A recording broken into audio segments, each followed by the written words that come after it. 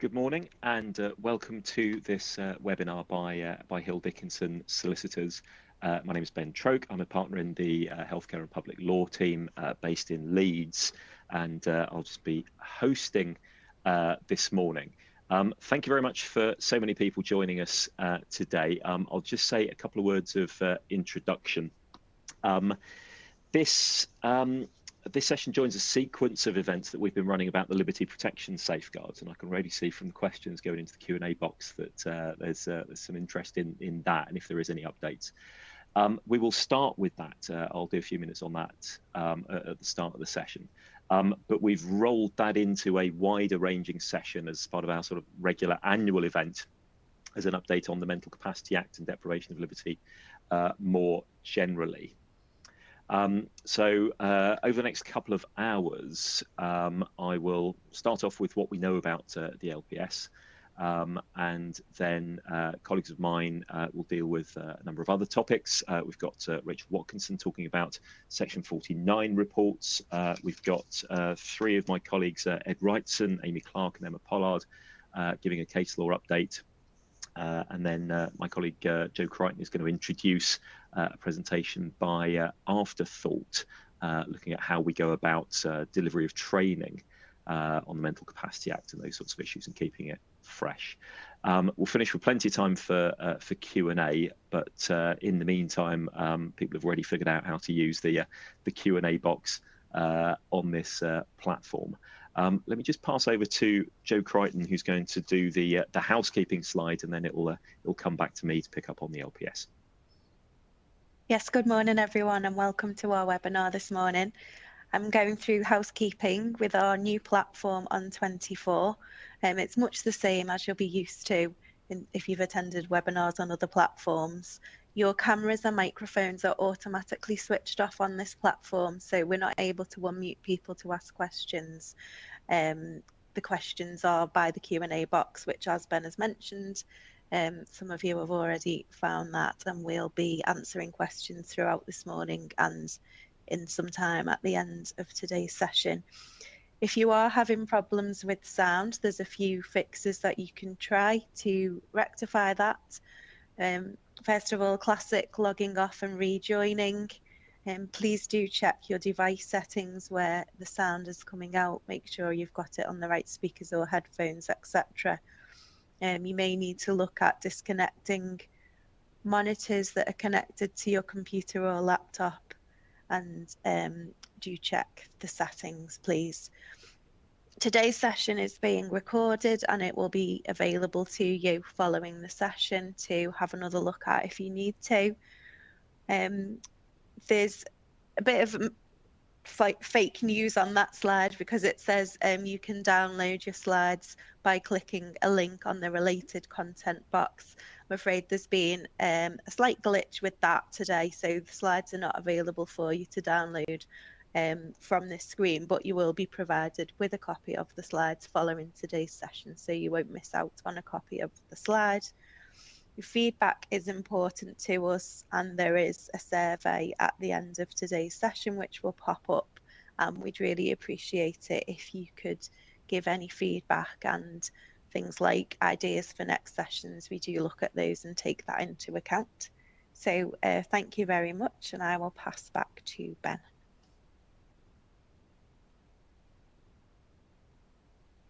Thanks, Joe. Liberty protection safeguards update. I need to be careful what we promise here. An update isn't really what I'm able to give because there hasn't been any substantial update. We still feel like we're in limbo. So let me start with this dazzling insight, why hundreds of you are here today.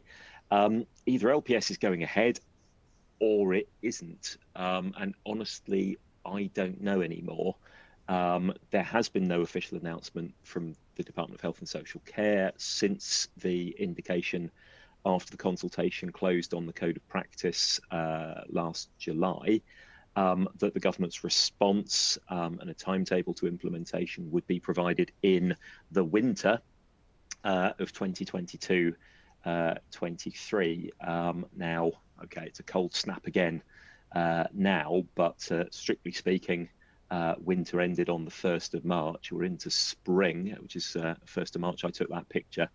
I don't know if anyone knows enough to put the name of the flower into the Q&A. That'd be very helpful for if I present this slide again. But we're into spring. We're beyond the winter when an update was promised by the government. Now, in some ways, that's nothing new. We've been waiting for this for a while, haven't we? So back in 2014, the Post-Legislative Scrutiny Committee, looking at MCA and DOLS, said DOLS isn't fit for purpose, we need something new. In 2017, we had the Law Commission's proposals. In May 2019, we had legislation passed, albeit the legislation was fairly bare bones. Crocus, thank you. Excellent work. We had bare bones legislation in May 2019, and in October 2019, I was asked to write a book, A Practical Guide to the Liberty Protection Safeguards, which I can tell you is not going well. In July 2021, I was presenting about this and used a slide saying, waiting for Godot is the feeling that we have to see these reforms actually come into force. So that's getting on for 2 years ago. We did get a draft code of practice out for consultation in spring to summer last year, but we are still waiting for the government's response to that. And the code of practice wasn't uncontroversial. So what's changed, and why is there perhaps a little bit less confidence that it's definitely going ahead while we wait for a government announcement one way or the other? And I suppose the reality is the end of this parliament and the prospect of a general election. As I understand it, that's got to be by January 2025, but the expectation is it will be in the autumn of 2024, so about 18 months away. I know nothing more than anybody else about what has been decided, so all of this is just speculation. But as things have dragged on, I think we have to wonder if implementation may not be possible, may not be decided this side of a general election. We'll have to think about what that might mean in practice, perhaps as well. So, like I say, dazzling insight. Either LPS is going ahead or it isn't. So let's think through each of those scenarios. If it's going ahead, if we get an announcement this afternoon that LPS will be implemented, well, what then? Date of implementation, the next bullet point. I've overpromised on that. I should have put a question mark. There is no confirmed date of implementation, but if it's going ahead, it can only be April 2024, because October this year is going to be far too soon, and October next year is going to be far too close to a general election. So that's the window for LPS to land if LPS goes ahead. If it does, working towards that date, what's that going to mean in practice? Well, like I said, the code of practice consultation is not straightforward. And in particular, the Chapter 12 content. Chapter 12 was where the code of practice tried to explain what is meant by a deprivation of liberty. Because what's the point in a system if we don't know when it's triggered? And Chapter 12 took a particular view of how deprivation of liberty is defined that would mean far fewer people are deprived of their liberty than perhaps would be recognised at the moment by the case law. The government's position is that that reflects the law as it currently stands, and is not an attempt to shift the goalposts. That's very far from the consensus of opinion, and there's plenty of lawyers who think that the case studies, in particular in Chapter 12, are difficult to reconcile with the case law as it stands.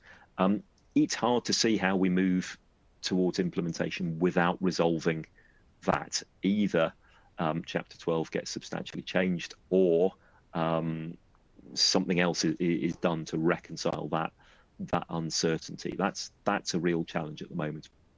That's not just theoretical, because the practical challenge is, what about the resources? What about the staffing, the workforce, the allocation of resources, the budget setting?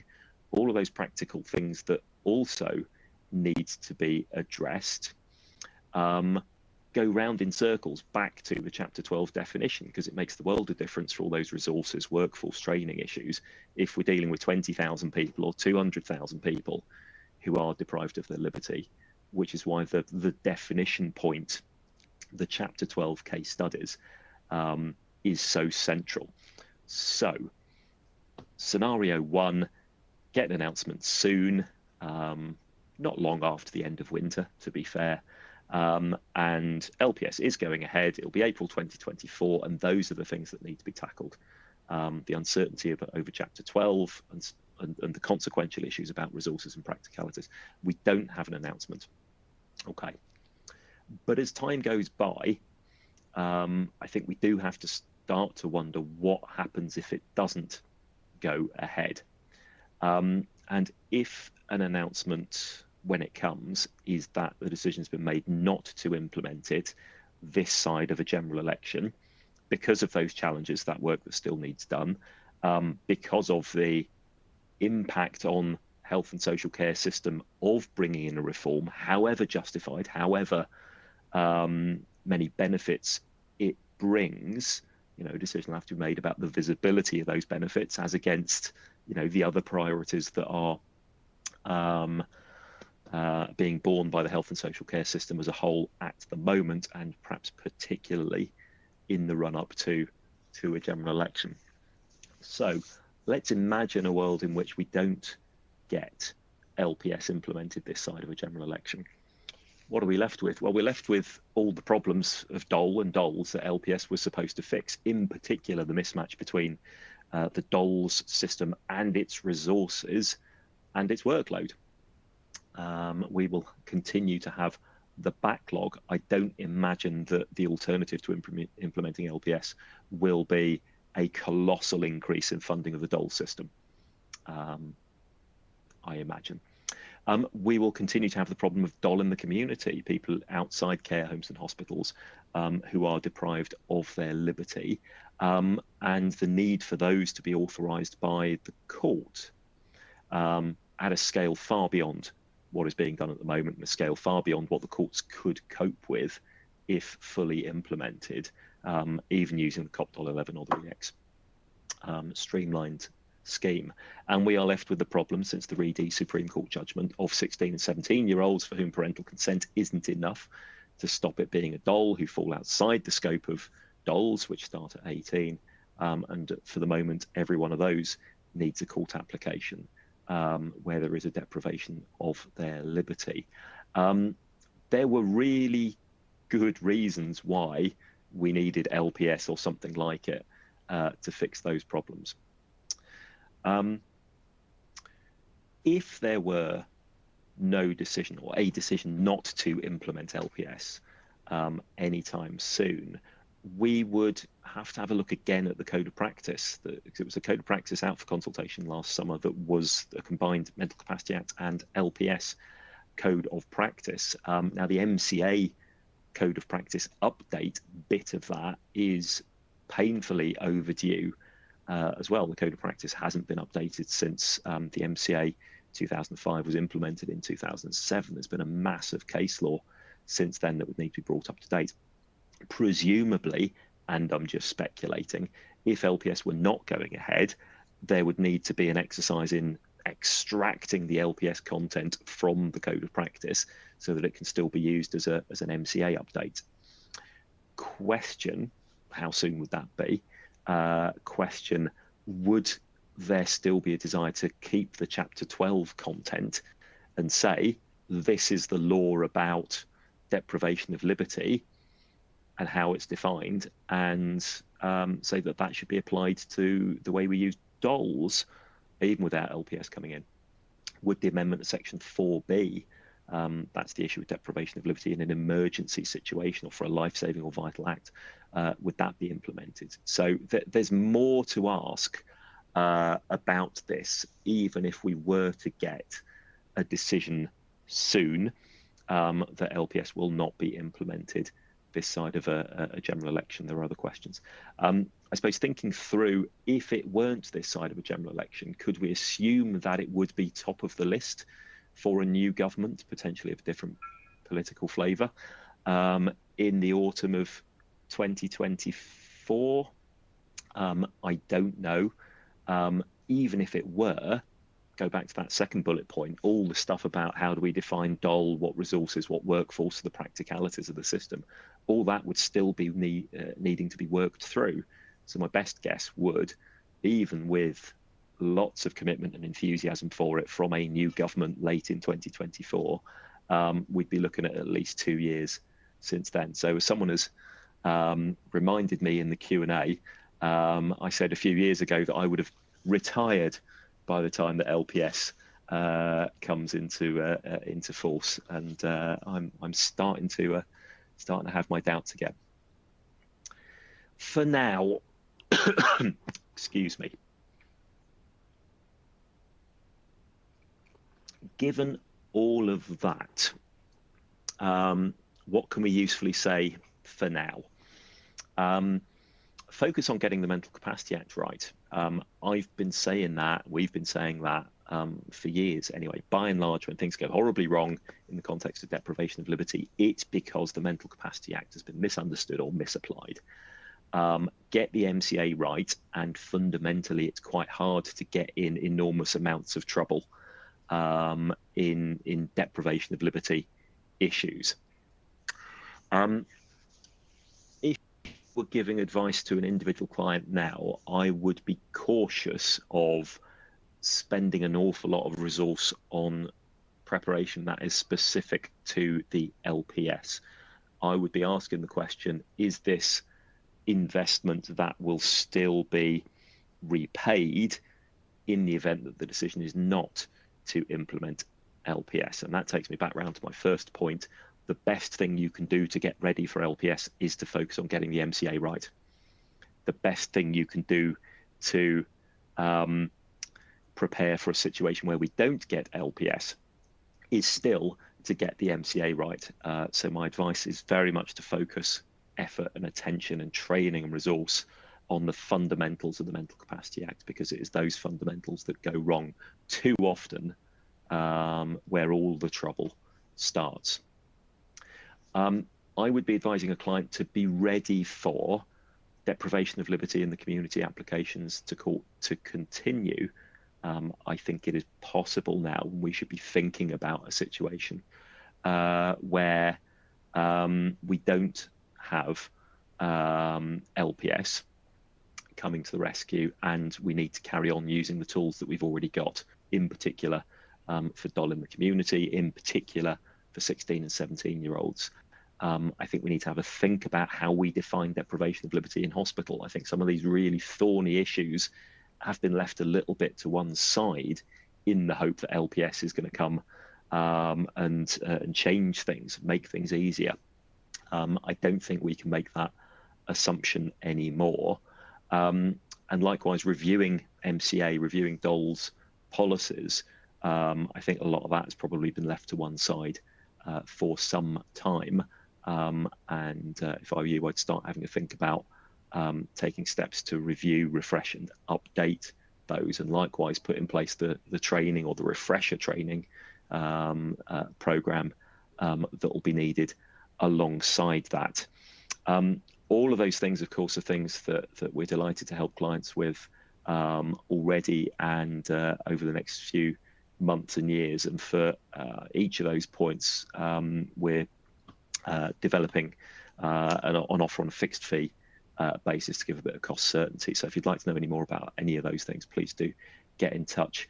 I'm sorry that I am unable to offer anything more concrete or anything more hopeful, perhaps, in terms of an update. Honestly, we picked this date for the next LPS session before it was rolled into the annual MCA and DOLS broader update, on the basis that we really hoped and expected some news by now, if some news was coming. So I'm sorry that that's not been the case, but for what it's worth, that's my thinking aloud on where we are, on what might happen next, and on what we need to be thinking about. Okay, I will stop there because my time is up, and I will hand over to Rachel to talk about section 49, with some update on some case law on that. But throughout the rest of the session, I'll be keeping an eye on the Q&A, and I'll reply to some in writing where I can, and I'll pick up some of the others later in the session when we get to the Q&A. Thank you very much. Good morning, everybody. I'm Rachel Watkinson. I'm a senior associate based in our Liverpool office. And today I'm just going to give you a brief overview of section 49 and also deal with some updated guidance that has been received from the court in respect of the use of section 49. So essentially, under the Mental Capacity Act, this section gives the court a power to call for a report.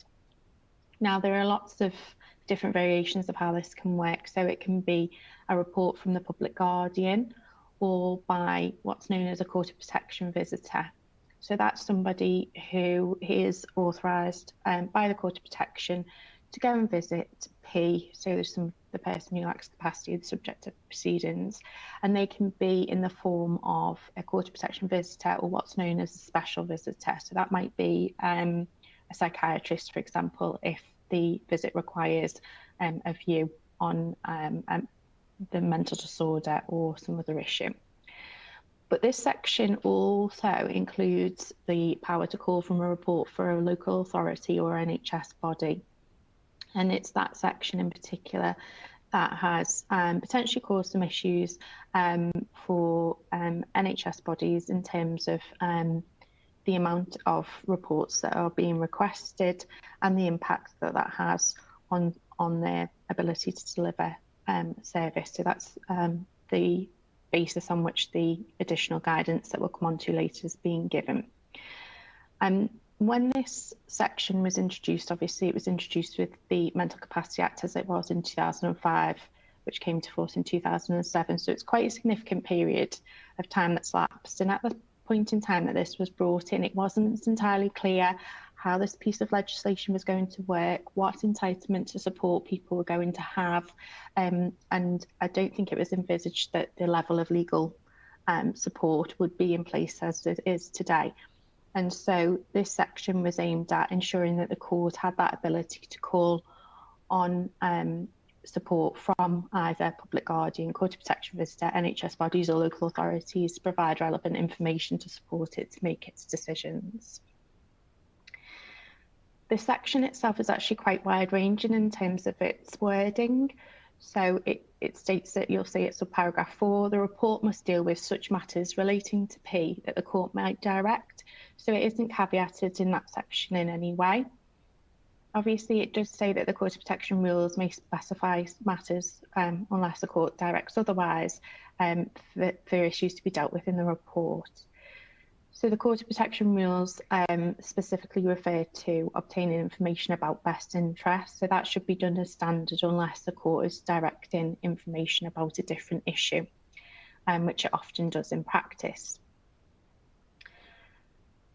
So what is made clear is that where the report is required by either a public guardian or court of protection visitor, they may at reasonable times take copies of any health records, any local authority records, or anybody keeping records under the Care Standards Act. So that would cover care homes, nursing homes, those type of placements. And that indicates the view that if you're asking for a report from a local authority or NHS body, you won't need to give authorisation to view those types of records because that will be somebody who's under the care of either that local authority or NHS body, and they will already have access to that. Although that doesn't prohibit the court from allowing access to those records in addition if needed. So there was only one reported case prior to this practice direction coming into force, which dealt with a challenge brought by an NHS body in respect of the direction to provide a report where they had no involvement in the care of the individual. And we're being asked to complete quite a detailed assessment relating to that individual's capacity.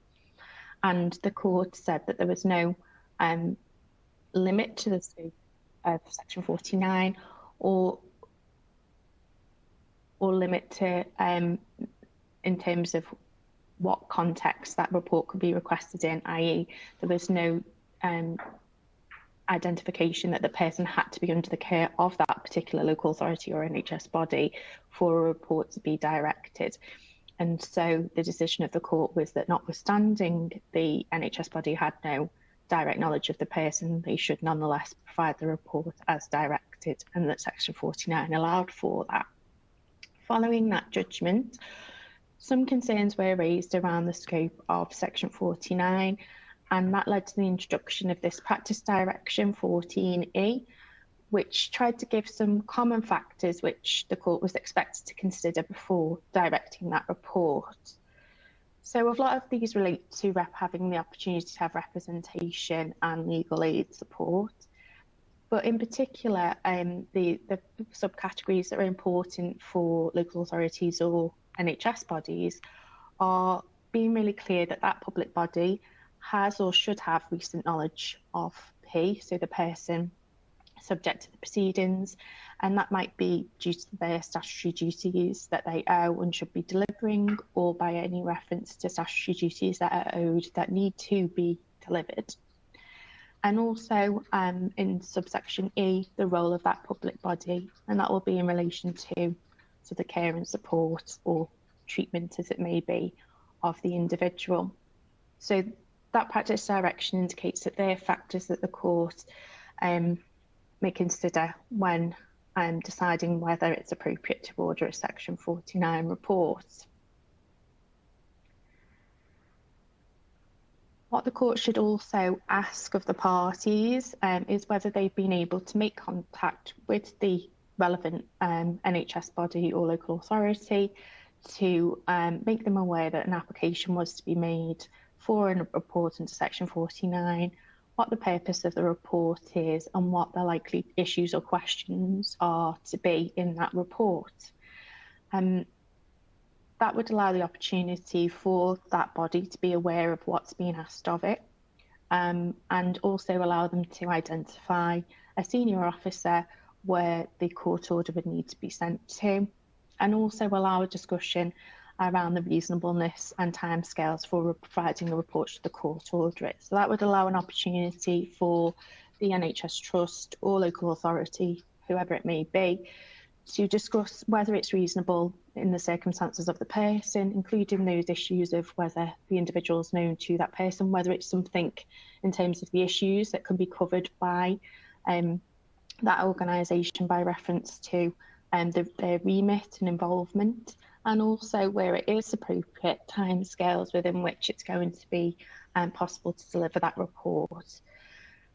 So it's expected that it would be good practice for those inquiries to be made before the order is made, and that the court would ask the parties to confirm any attempts made to have those discussions. If an order is made under Section 49, then the practice direction confirms that a copy of the approved order needs to be served on that senior officer identified as soon as reasonably practical, but that should be happening within 48 hours of the order being made. I know from experience in practice that's sometimes delayed, but that's the practice direction is indicating that should happen. Once the senior officer at the trust or local authorities received that order, they must ensure that somebody with appropriate expertise or knowledge is nominated to make the report, and that they go back to the parties to confirm the person who's been nominated as soon as practicable, but that should be no later than 7 days starting on the date that the order is received.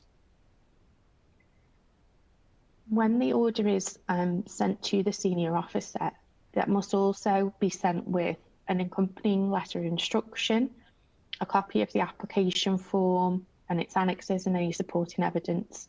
That may be subject to redaction if considered appropriate by the court. Often a full court bundle will have been identified as being appropriate to be sent, but the level of documentation may vary. There should be clear confirmation of the name and contact details of the person whom the report's to be prepared about, so the subject of the report, but also the name and contact details of all the parties and legal representatives, so that there's clear identification of whom the report should be sent to and who to contact should any relevant information be required that isn't already provided at the time that the order and documentation is sent. And also any name and contact details of any person who's reasonably likely to be able to provide assistance in completing the report. So that could be friends and family, where perhaps the person is living with family members, or appropriate contacts at the placement where they're living to arrange for the visit to take place. Those could be typical details that should be provided. In terms of the requests and type of requests received for Section 49 reports, even following on from the introduction of this practice direction, a meeting took place with Mr. Justice Hayden, the then Vice President of the Court of Protection, with NHS mental health directors alongside Her Honour Judge Hilda. And that meeting took place because there were a lot of concerns raised about the scope and ambit of Section 49 reports, which were primarily, it felt, being directed against mental health providers. And so that was the reason why it was the NHS mental health directors that attended that meeting. The view expressed during that meeting was that there was a strong feeling that some of the Section 49 requests are, quote, disproportionate, overly burdensome and wrongly authorised.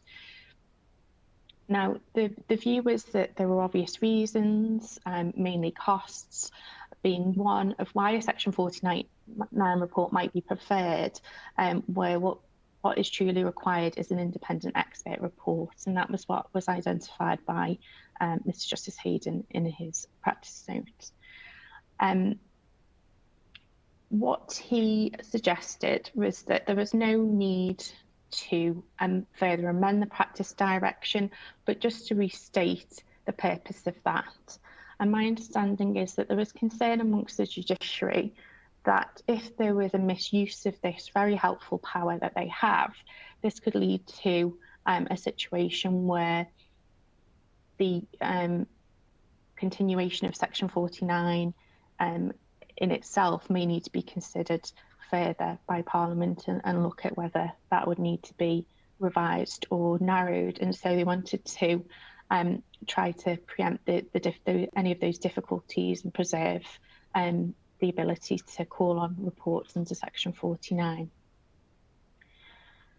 So what Mr. Justice Hayden highlights is that Section 49 reports are generally accepted to be appropriate where the NHS body, highlighted to typically be a mental health trust, has a patient who's already within their care, known to them, and that would enable the clinician to draw quickly on their knowledge of the patient and respond concisely to the identified questions to be directed and issues that are clearly set out within the practice direction already. What he felt was important in that aspect was that this would be a report prepared by somebody already known to the individual. So you're not introducing a further professional to that individual who they have no existing relationship with.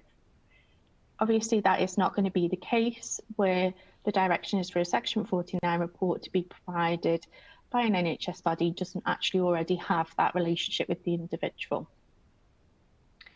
What he also focused on was the importance of making sure that there was a clearly focused instruction with a tight identification of the issues, not requiring, quote, extensive analysis. So what he was really clear about is if this is going to be a report on numerous complex issues that requires any extensive analysis of capacity or of any other issue, that is clearly the kind of response that is going to indicate an independent expert is actually what is required. So whilst there is an indication that the court must first consider whether a Section 49 report is appropriate before it's able to confirm or approve the instruction of an independent expert, that doesn't necessarily mean that a request for a Section 49 report must be made in all occasions before an independent expert report is allowed. All that means is that the court must consider, is this a situation where, looking at the practice direction and looking at this additional guidance, this is a matter that can appropriately be addressed under a Section 49 report, or does it go beyond the scope and ambit of what should appropriately be covered under a Section 49 report and actually should be addressed by an independent expert? So that's the focus that Mr. Justice Hayden's guidance note is asking to be put forward.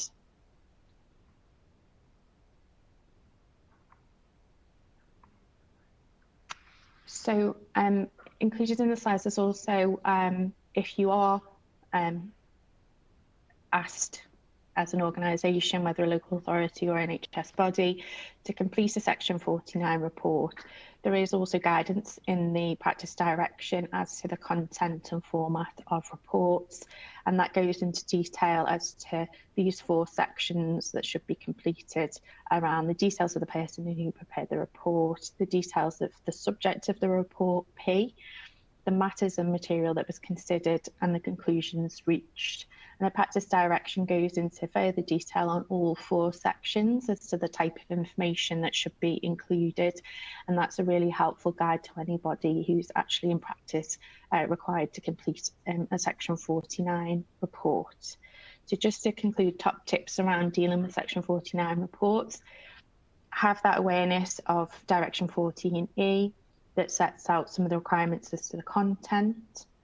Be really clear on who your senior officer within the trust is that needs to be the point of contact for these requests for Section 49 reports, and where the orders are to be sent, to ensure that they can be picked up quickly and clearly responded to.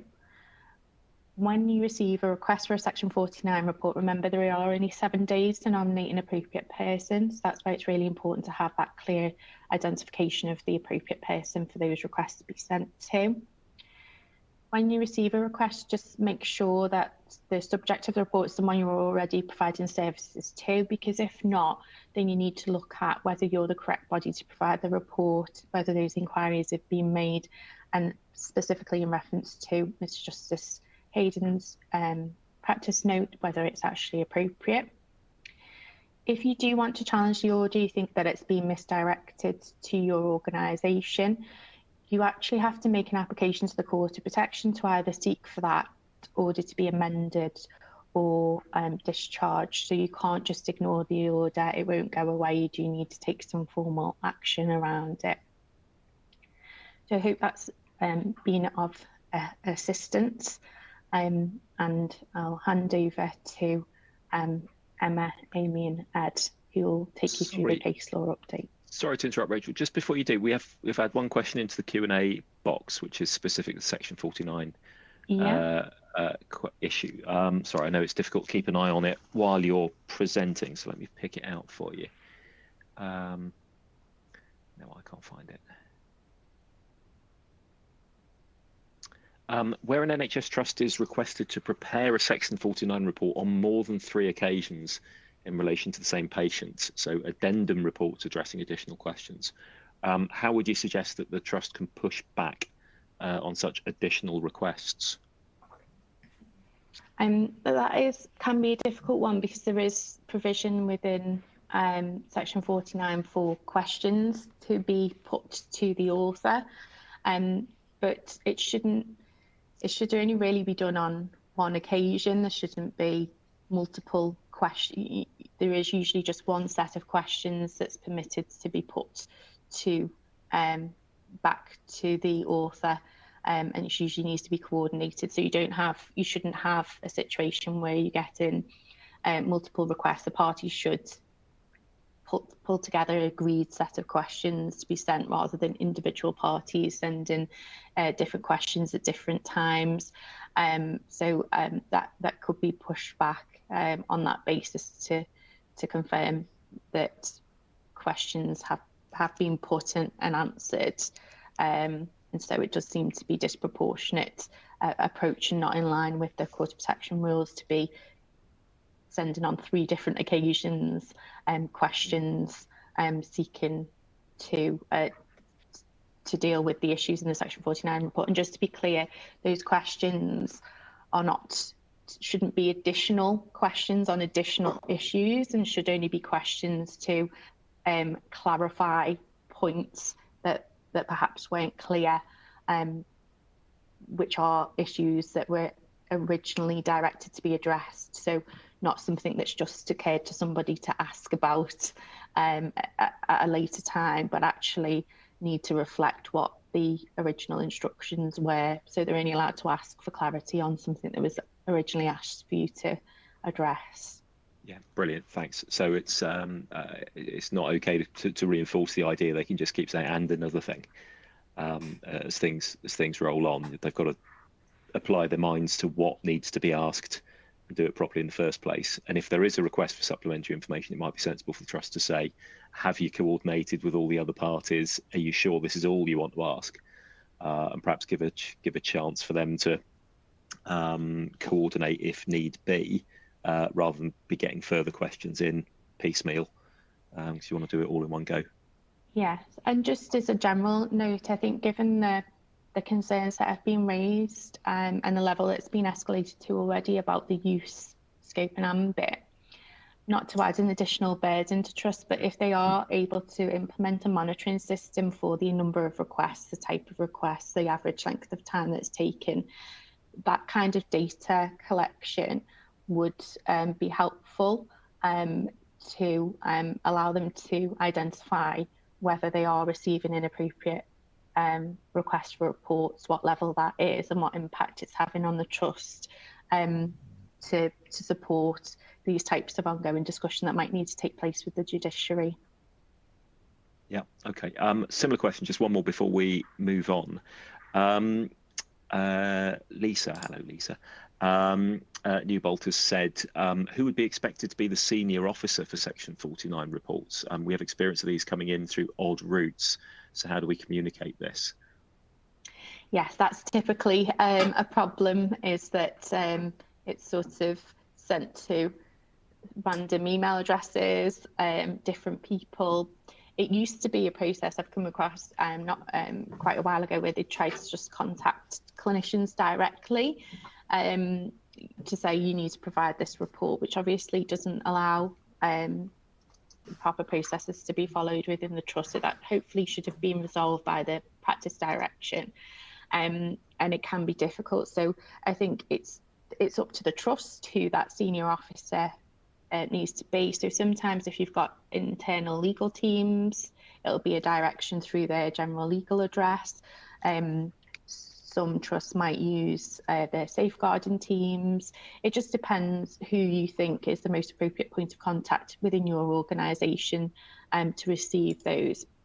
And then I suppose it's a matter of looking at your local footprint, so where you cover, what sort of local authority areas you cover, and making contact with those local authorities, ideally via their legal team, to say if you are in a situation where you're requesting Section 49 report, this is where you need to send that to. Often it won't necessarily be the local authority legal teams who are sending the request. It might be the person's solicitor. So that can be a little bit more unwieldy because you're not going to be able to know those local solicitors. So I would still recommend sending it to local authorities, because and the ICB that covers your area as well, so that if they are usually that one or the other will be involved in the proceedings, they at least have that point of contact information and hopefully can share that with the parties. I suppose another step would be to share that information with your local Quarter Protection hub as well, so that the judiciary could be made aware of who the point of contact for that particular trust is. Okay. Thanks, Rachel. That's a good shout. I'd only add to that, in my experience, is there's generally half a dozen firms who are the source of all these requests in any local area. So it's often useful to have a chat with them about the way we want things done, make sure it happens properly. Brilliant. Thank you ever so much for that. I will move on to the case law update, which I think starts with Emma. Yes, it does. Thank you, Ben. And hi, everyone. I'm Emma Pollard, a senior associate in our London team, and I'm going to kick things off with our case law update. The first case that I thought was worth a mention concerns deprivation of liberty of DY, a young man with autism, generalised anxiety disorder and paedophilia. He was under a DOLS authorisation whilst living in accommodation provided by the local council, and restrictions were largely in place due to the risks that he posed to others. So those restrictions were things like having staff accompanying him whilst he accessed the community. And it's probably helpful to just pause here to remind ourselves that the requirement is that the DOL is in the person's best interests and necessary and proportionate to the risk of harm they would suffer. And DY challenged that deprivation of liberty. And it was Mrs. Justice Judd who considered the case, and she first considered best interests.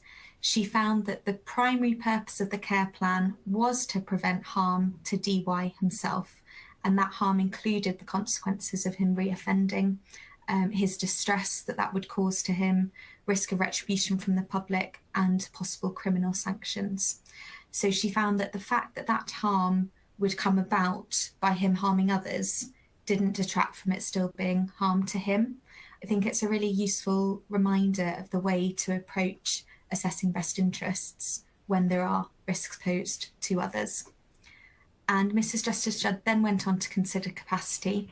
She said he had capacity to make decisions about his care, so his care plan could only be offered to him and not forced upon him.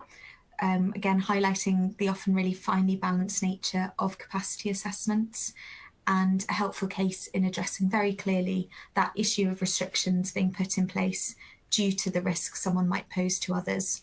So often you'll find that if someone is at risk of harming others, the consequence of that harm is that they then sort of inadvertently harm themselves through that kind of risk of retribution from the public, criminal sanctions, feelings of distress and self-loathing. So it's quite a helpful way of framing those kind of cases. The second area I wanted to touch on is COVID vaccines. So we are still seeing some of these coming through the courts, and there were just two particular cases from last year that I wanted to pick up on. The first is out of DC, and this was a colleague of mine, Leah Selkirk, who represented what was at that point the CCG. DC was a 20-year-old man living in residential care with cerebral palsy and problems with his lungs, so he would often get respiratory illnesses. And his parents both opposed the COVID-19 vaccine. His father, I think, felt that they were still experimental, and his mother felt that DC's health put him at risk of having the vaccine. The official solicitor who acted on DC's behalf did agree with the CCG that the vaccination was in his best interests.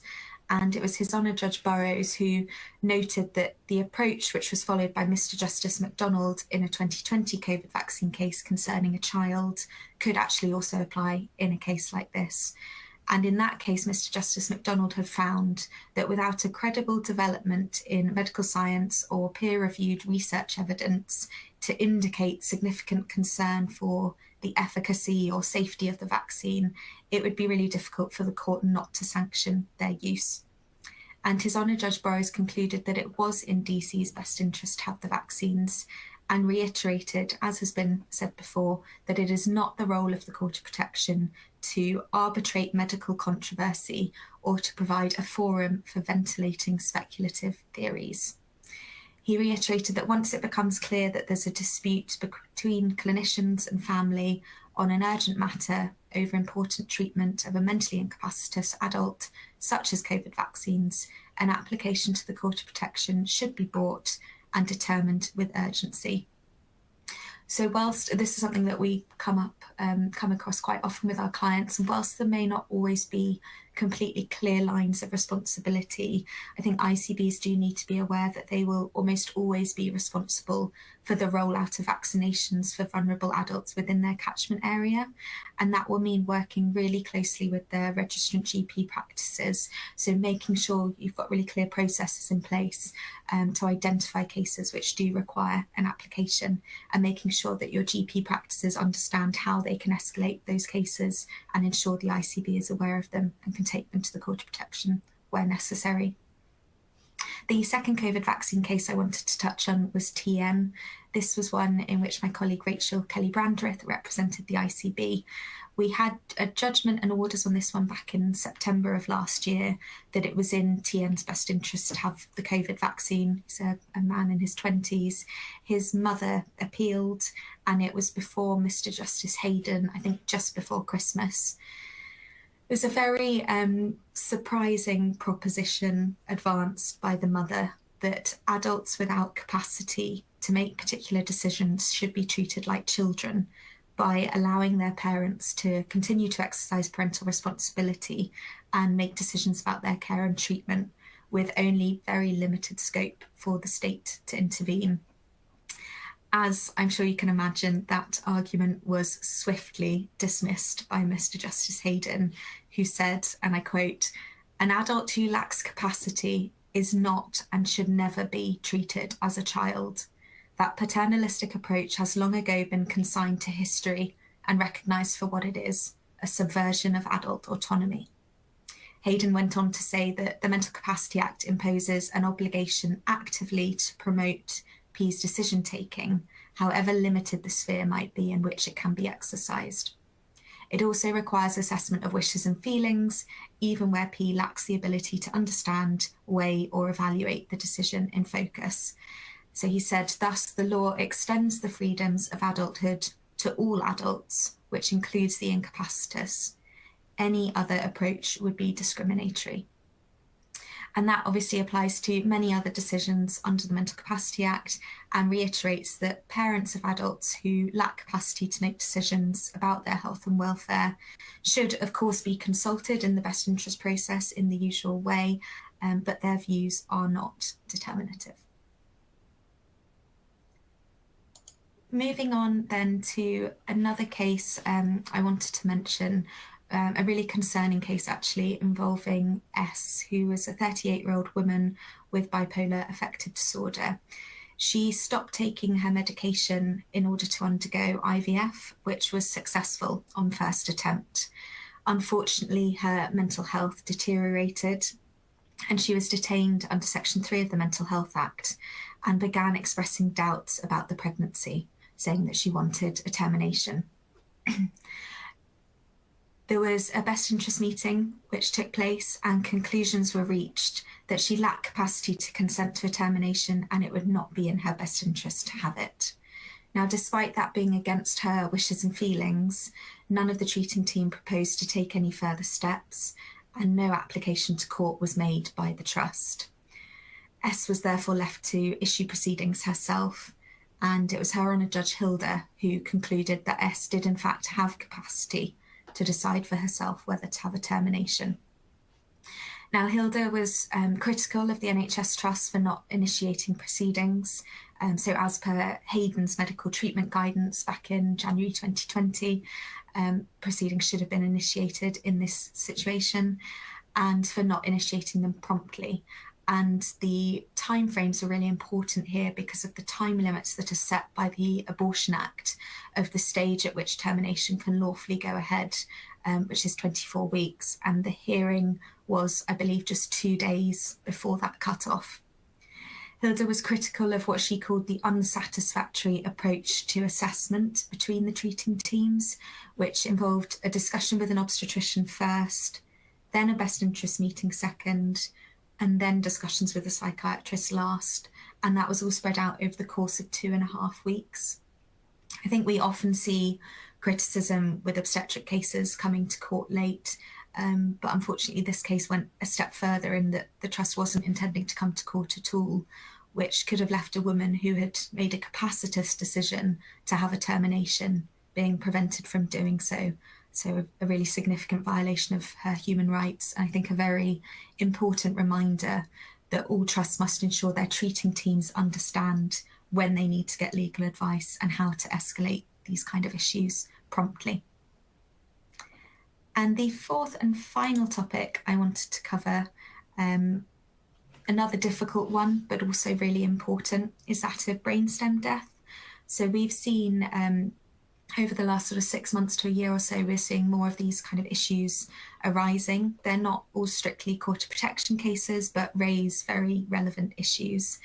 And just to put these into context, there is guidance, the Code of Practice noted there, from the Academy of Medical Royal Colleges, which sets out the testing that must be carried out in order to confirm brainstem death. It's very procedural, and I've got 3 cases here that I wanted to touch on. The first is probably the most straightforward, and that was concerning BN. BN is a lady in her mid-40s who suffered a severe hemorrhage, leaving her unresponsive and unable to breathe on her own. The trust carried out testing in line with guidance, which confirmed brainstem death, and then went on to make a Part 8 claim for a declaration that BN had died due to an irreversible absence of brainstem functioning, and consequently sought permission for mechanical ventilation and all ancillary care and treatment to be withdrawn. That application was made because BN's foster mother, PS, disagreed. But by the end of the hearing, PS was no longer opposing the declaration sought by the trust, and they were granted.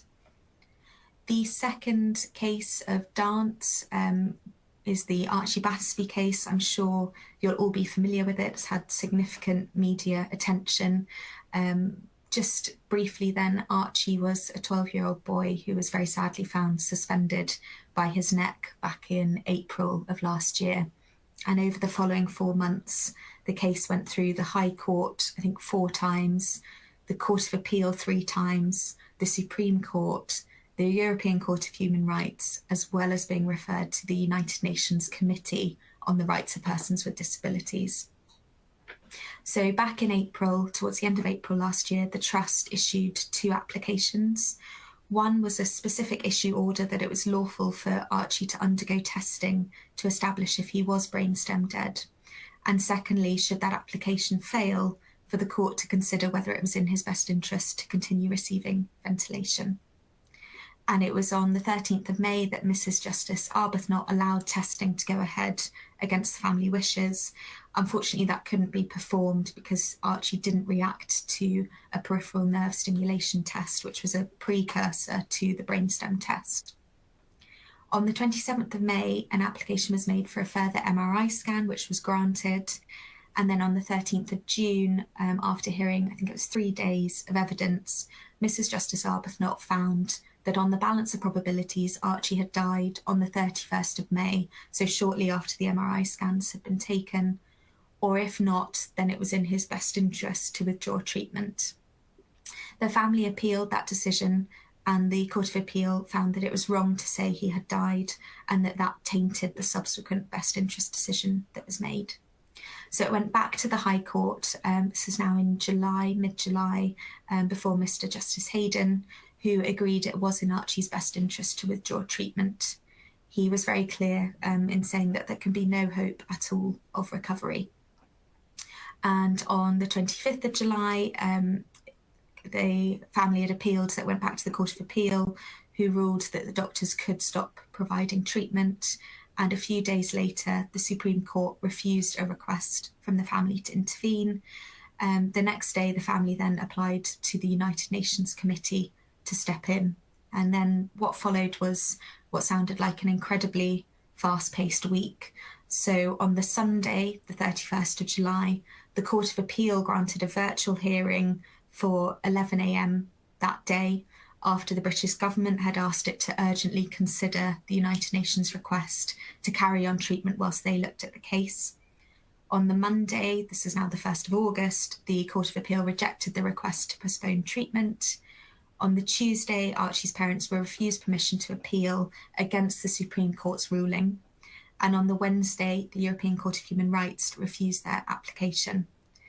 So on the Thursday, the parents then lodged High Court proceedings to move Archie to hospice care, which the hospital was against, and there was another hearing then.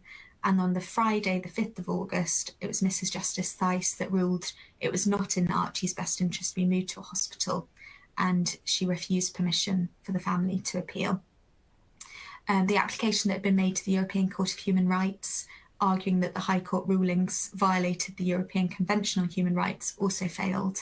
And on Saturday, the 6th of August, treatment was withdrawn. A really difficult and challenging case. A couple of really important issues arose from it. One of those was around parental rights and responsibilities. So the law is really clear that in any decision to be made about a child, it's the child's welfare that is paramount. So the Children's Act talks about welfare, but there's no meaningful distinction really between that and best interests. And I know the families in cases like Charlie Gard, Alfie Evans, and now Archie Battersby have tried to advance an argument that there is essentially a zone of exclusive parental control where it is effectively none of the court's business what the parents decide. That has not been accepted by the courts because it's not ultimately about parental rights, it's about parental responsibility.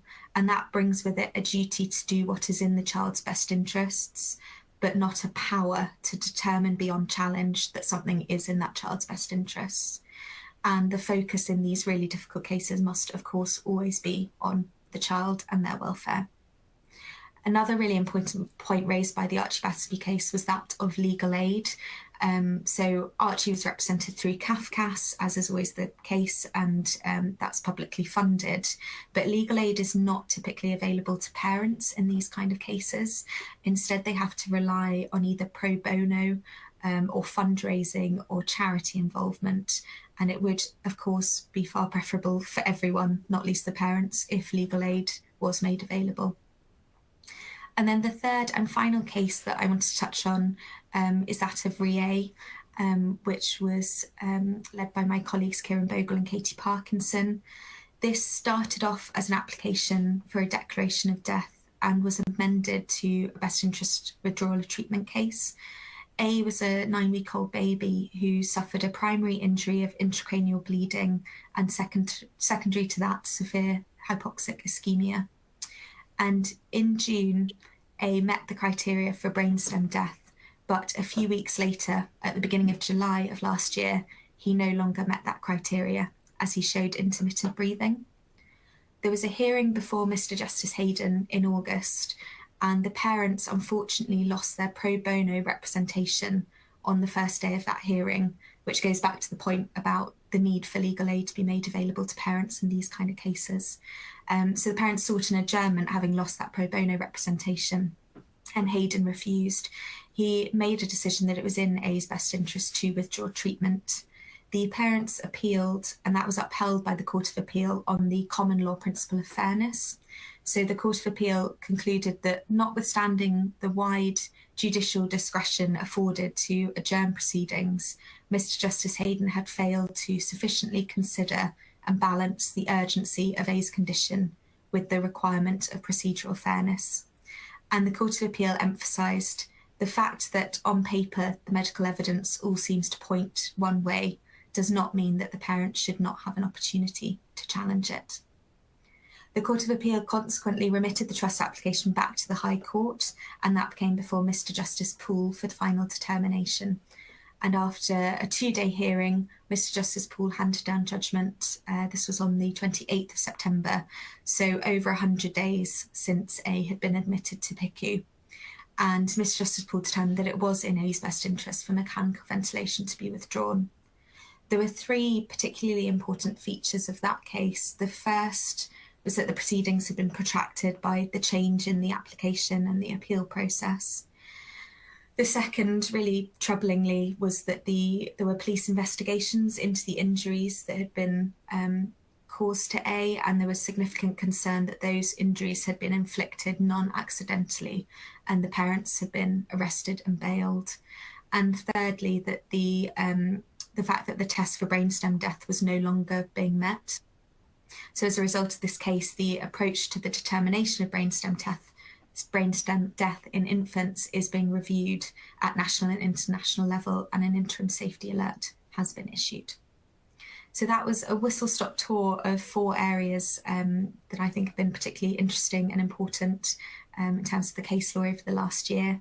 And I'm going to pass on now to my colleague Amy. Thank you, Emma. Good afternoon, everybody. My name is Amy Clark, as I say, and I am a senior associate in the Manchester Healthcare and Public Law team. And I'm going to spend a few minutes covering the key cases over recent months in relation to the issue of children and young people being deprived of their liberty in various settings. I'm sure it's a challenge and an issue that you're all familiar with, whether you work with children and young people or young people transitioning into adult services. And there's a sort of challenging kind of contextual background to these cases, which again, I'm sure you're familiar with. In July of last year, in fact, there was a national DOL court set up by the President of the Family Division, and it's based at the Royal Courts of Justice to deal with all new applications seeking authorisation to deprive children of their liberty under the inherent jurisdiction. And it was intended to run for a 12-month pilot phase initially. That will expire in July, and I'd be interested to see what happens beyond that. In terms of just statistics, to provide a bit of context to this before I get into the cases, a total of 762 children have been subject to DOL applications at that national DOL court since its inception in July last year, with an average of around 115 applications per month. And the data, the latest data from January of this year, there were 125 applications. So it is a very busy court, and it's not just the National DOL Court that deal with deprivation of liberty for children and young people. The Court of Protection also deal with cases, and in fact this first case, the South Gloucestershire Council and DN case, is in fact one that was brought in the Court of Protection. Very briefly, in terms of the facts here, DN is a 17-year-old young man with autistic spectrum disorder and learning difficulties. He had been living at a residential school when an incident occurred in May 2022, and the school gave notice essentially to end the placement in July. Proceedings were brought in relation to the ongoing deprivation of his liberty at the school, and it eventually came before the Honourable Mrs. Justice Judd in July, and at that point the local authority who had been tasked with finding an alternative provision had found an agency, a care agency, who could provide trained staff to care for DN in a property on the school premises. But that plan wasn't acceptable to the school because they didn't consider that to be safe. So the only real alternatives at that time was essentially a hotel room or the family home, but the latter had been described as entirely unworkable previously. Clearly, everyone was trying and doing their best to find a solution, and in the end, there wasn't really a change in the sort of fundamental positions of the parties on what was suitable for DN, but with no other alternative, the local authority and the other parties agreed to the application to authorise DN's move from school to home with an appropriate sort of level of supervision in place. So a solution was identified, albeit it was described by the judge as being very suboptimal, but at least it was an option that would keep him safe in the meantime. So this case is one of sort of many that we see in the courts, whether that be the DOLS court or the Court of Protection, highlighting the lack of available sort of suitable placements in the community. On that theme, I also was instructed in the Re-J matter, which appears on your slide. This is in a different, similar issue, but in a different sort of context, if you will. So Jay was a 13-year-old young girl with complex needs arising from autistic spectrum disorder and ADHD, and she was essentially placed in hospital as a place of safety whilst the local authority worked hard to find accommodation for her in the community. All were agreed that it wasn't the most appropriate placement, and in fact it was not in her best interest obviously to be in an acute hospital environment, and there were a number of hearings culminating in one before Mr. Justice Poole, who authorised the arrangements in hospital because they did give rise to a deprivation of Jay's liberty, but really highlighted the lack of available suitable placements, and that essentially he was left with little in the way of choice or control over what to do in these situations. And I think he was speaking on behalf of the judiciary really when he gave his judgment in that case.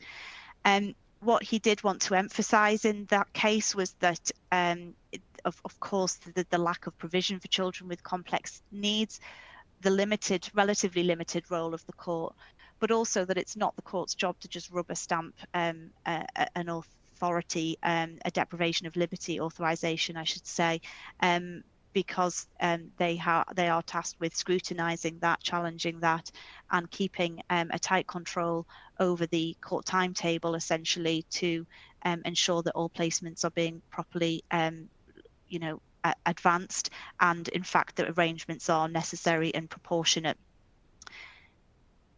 Moving on the same theme but a different aspect of it, is this issue of parental consent to a deprivation of liberty of a child under 16.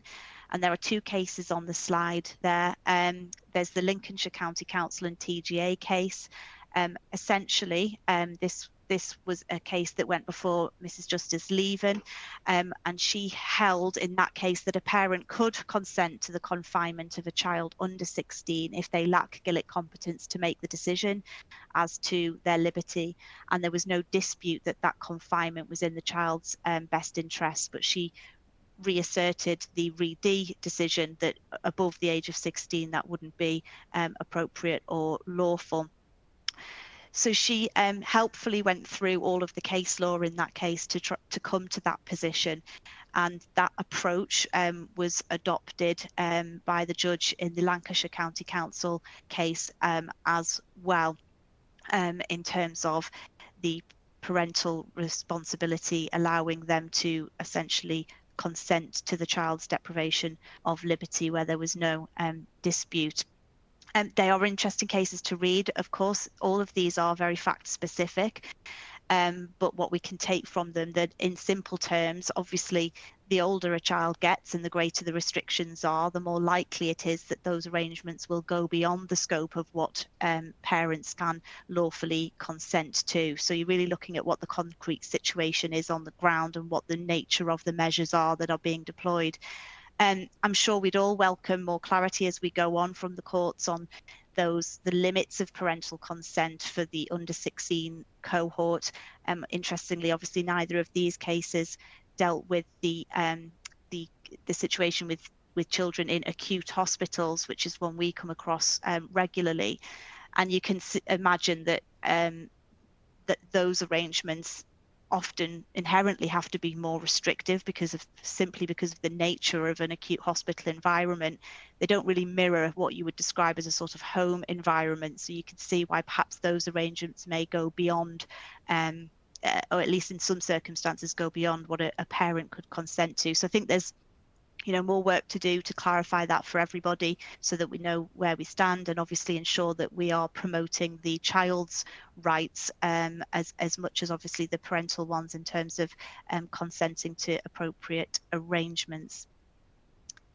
I'm going to move on to the last case that I'm here to talk to you about, which is a departure from the children and young people one, but it would have been remiss of us not to talk about it.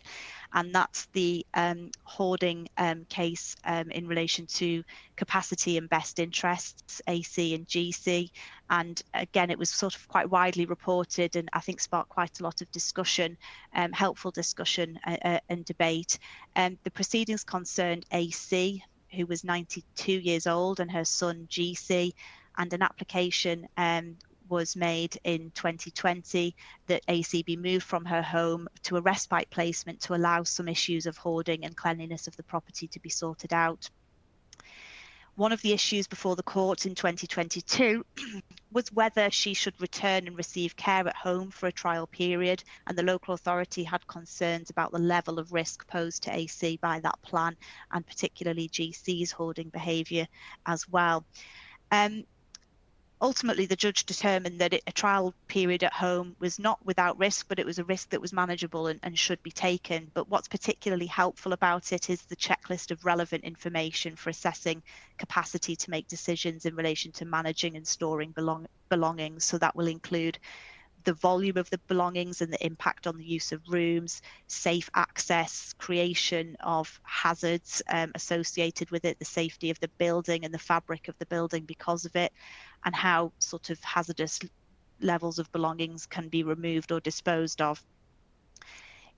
Lastly on this, appended to the judgment is a proposed list of conditions for a trial placement at home for AC, and obviously again fact specific, but it's a very comprehensive list and may provide some helpful practice-led suggestions on trialing periods at home and how to make that as safe as possible, but whilst also facilitating someone's autonomy to return to their home.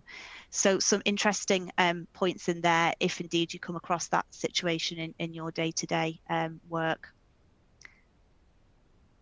That's a wrap on my section. I'm going to hand you over to my colleague Ed Wrightson, who will finish off the case law update. Thank you, Ed. Thanks, Amy, and good afternoon, everyone. As Amy mentioned, I'm Ed Wrightson, an associate in the Liverpool Healthcare and Public Law team, and I'm just going to round out this section on case law with some other cases of note from the past 12 months. We are a little short on times, and I want to make sure we're going to get to our afterthought presentation and allow time for more Q&A. So I'm largely going to focus on two cases. One of which is on the screen, the case of RD. This case concerned a 26-year-old woman with a diagnosis of emotionally unstable personality disorder, post-traumatic stress disorder, and at some point psychosis. Now, in short, unfortunately, RD had a long history of mental health difficulties. She had spent significant periods of time in psychiatric units since the age of 15 and had frequently been detained under the Mental Health Act. She had a propensity to engage in significant incidents of self-harm, which did result in long periods of hospitalisation and periods in intensive care. And in February 2022, for example, she required a full tracheal reconstruction as a result of an injury she'd caused to her neck. When she was on leave in June 2022, she also cut her own throat and sustained a further significant neck injury requiring emergency surgery. And again in July of 2022. Following a brief discharge to a supported living placement, she returned to hospital yet again with another self-inflicted serious neck injury, once again requiring emergency surgery. Following that surgery, RD had to be heavily sedated and ventilated, and it was likely that she was going to need a permanent tracheostomy for the rest of her life. But there were considerable concerns held by clinicians at the relevant hospital that as they began to wean RD off of sedation, she would attempt to pull out her tracheostomy tube, which could lead to her death.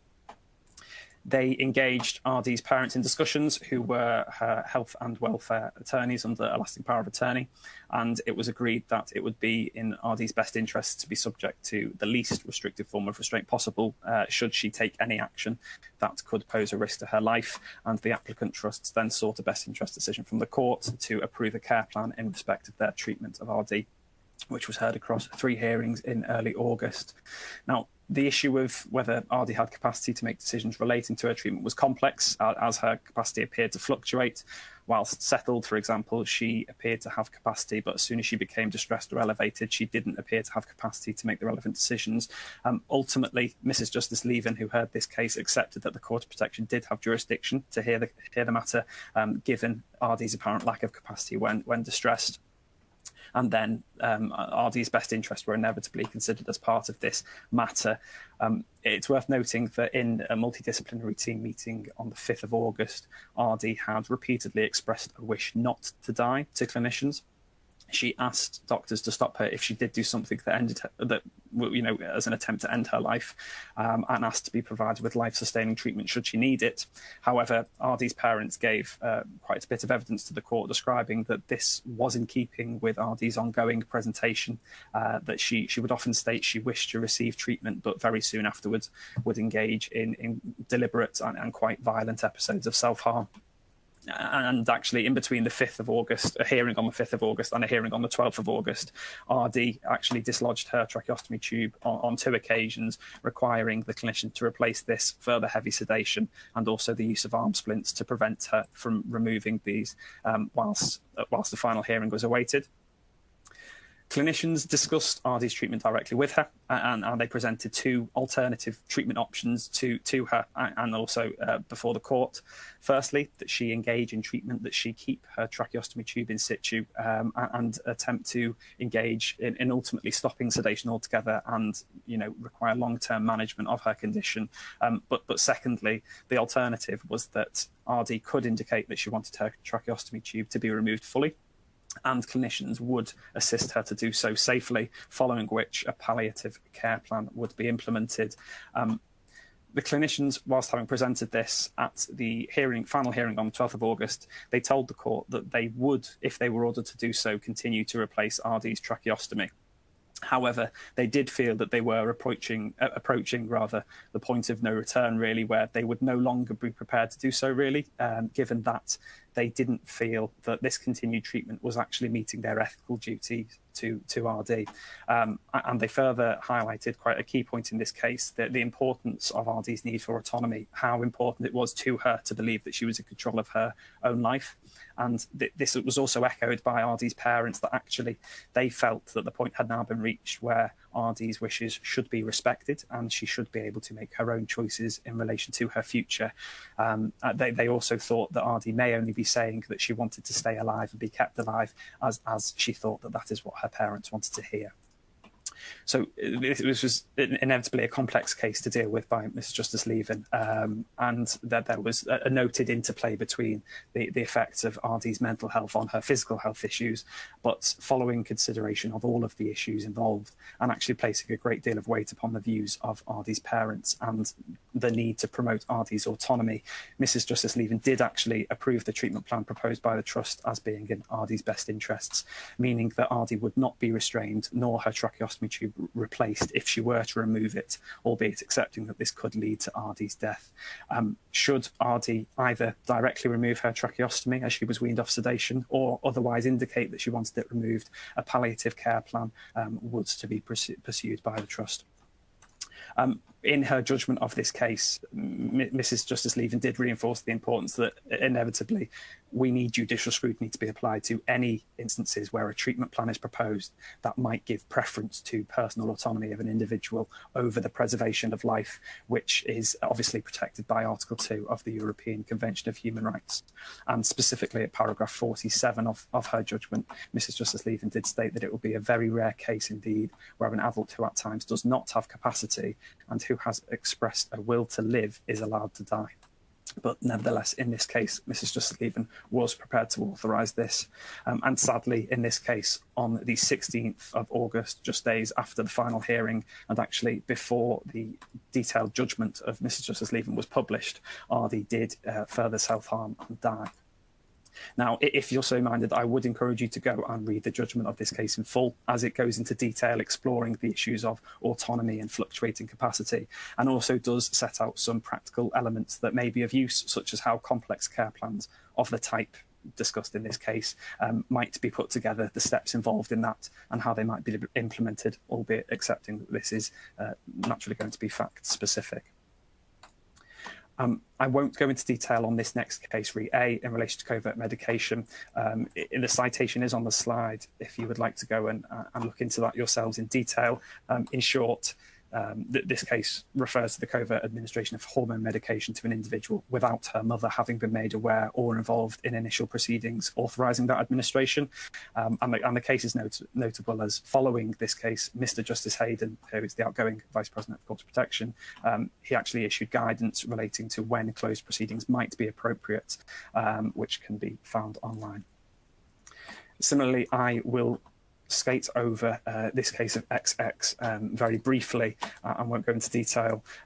In short, XX was an 89-year-old man who had moved to the UK in the 1960s from Jamaica. From 2020, he was resident in a care home. He had Alzheimer's, unfortunately, and his niece brought an application seeking to have him removed to Jamaica for his final years. That had originally been opposed by XX's ALR and the relevant local authority. I would just highlight a specific quote from this case. It was another decision of Mrs. Justice Leven, and that bears noting is that actually physical health and safety can sometimes be brought at too high a price in happiness and emotional welfare, and also that moving to Jamaica for this individual would have resulted in intangible benefits that lie in the nature of human feeling and experience to spend those last years with a loving family around him, XX, rather than being cared for by strangers, highlighting that this was a benefit that was hard to explain or quantify. So please do go and read that case in detail. Finally, I will touch on briefly a recent case of D and S. Now, this is hot off the press as the judgment was only published last week on the 1st of March. It was a case that Joanna Crichton, who's on the call, was involved with. And we do believe it to be the first reported judgment relating to the best interests of an individual in terms of decisions around divorce. A brief background then on this one. D and S were husband and wife respectively. They were married in the late 90s and subsequently had 2 children. By 2006, there were noted to be considerable strains on their marriage. D was living apart from his wife, and he very sadly took an overdose, which resulted in a significant brain injury. In subsequent years, S made applications for divorce on the grounds of adultery and also sought financial remedy. Proceedings were stayed initially, however, to enable D to obtain independent representation, but there were some difficulties in doing so. We then jumped to 2016, where S issued a supplemental petition for divorce, stating that their marriage had broken down irretrievably, given that they had been separated for at least 5 years. And a few years later, in 2019, D made an application on the same grounds, being that the marriage had broken down irretrievably. Despite S's earlier applications for petitioning for divorce, she contested D's application, stating that the marriage had irretrievably broken down, and challenged D's capacity to make such an application. This appeared, in the view of Mr. Justice Hayden, to have come from a desire from S to ensure that neither she nor her children were financially disadvantaged as a result of any divorce. And S, whether mistakenly or otherwise, and also her son, had reportedly raised some concerns about the ways in which D's brothers were managing a business that they were co-directors with D in, and whether they were potentially attempting to circumvent D's shares in some manner that S thought may provide some protection if the divorce was not finalised. However, D had a litigation friend who was actually a close friend of his, and all parties did agree that D's petition for divorce may have been made at a time when he lacked capacity, and that therefore it was appropriate for an application to be made to the Court of Protection for consideration of this matter, and an application was made by D's friend. The court heard evidence from a neurorehabilitation consultant of D, who confirmed that at this stage, D's brain injury was pretty severe, meaning that he couldn't understand simple and direct questions, nor weigh, retain, or balance information that he was given. And therefore, it was agreed, I believe, by all that he lacked capacity to make decisions relating to any divorce. This naturally led the court then to consider whether a divorce would be in D's best interests. The court heard quite substantial evidence from D's personal friend, who had stated that in the months prior to D's overdose back in the early 2000s, neither he nor S seemed to wish to reconcile following their separation. Their lives were very much separate, and by this point, certainly, there had been a complete lack of contact between D and S for well over a decade.